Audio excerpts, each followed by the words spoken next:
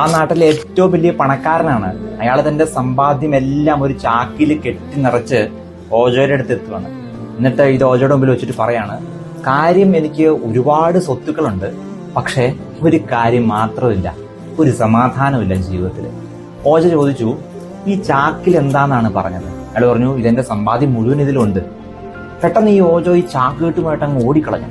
ഇയാളാകെ വേർത്തുപോയി. എന്ത് പരിപാടിയാണ്, സമാധാനം അന്വേഷിച്ച് ഞാൻ വന്നതാണ്, ഇയാൾ എന്റെ പണവും കൂടി കൊണ്ട് ഉള്ള സമാധാനം കൂടി കളഞ്ഞല്ലോ എന്ന്. അങ്ങനെ ഇയാൾ ആകെ വിഷമിച്ചിരിക്കുമ്പോൾ ആ ഓജോ നടന്ന് തിരിച്ചു വരുന്നു. ഇയാൾ ഓടിച്ചു നോക്കിയപ്പോൾ ചാക്കുകെട്ട് കയ്യിലുണ്ട്, പണം എല്ലാം ഉണ്ട്. ഓജോ ഈ ചാക്കുകെട്ട് മുഴുവൻ ഇയാളെ ഏൽപ്പിച്ചിട്ട് പറഞ്ഞു, സോറി, ക്ഷമിക്കണം. ഇയാൾ പറഞ്ഞു, എന്ത് പരിപാടിയാണ്, ഞാൻ ആകെ വേർത്തു പോയല്ലോ, എന്റെ ഉള്ള സമാധാനം കൂടി പോയി. ഇയാൾ ആ ചാക്കുകെട്ടിലെ പണമെല്ലാം എണ്ണി നോക്കിയിട്ട് പറഞ്ഞു, മൊത്തം ഉണ്ട്, സമാധാനമായി.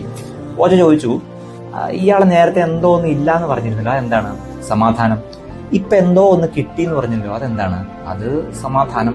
എന്നിട്ട് ഇയാളോട് ഓജോ പറയാണ്, ഈ സമാധാനം എന്നൊക്കെ പറയുന്നത് അത് നമ്മൾ എന്തോ പുറത്തുനിന്നും കിട്ടേണ്ട ഒരു സാധനത്തിന്റെ പേരല്ല, അത് നമ്മുടെ ഉള്ളിൽ തന്നെയുണ്ട്, നമ്മൾ കണ്ടെത്തേണ്ടതാണ് സമാധാനം. ഇന്നത്തെ സുവിശേഷത്തില് ഈശോ ശിഷ്യന്മാരോട് പറയുന്നുണ്ട്, ഞാൻ നിങ്ങൾക്ക് സമാധാനം തന്നിട്ട് പോകുന്നു എന്നുള്ളത്.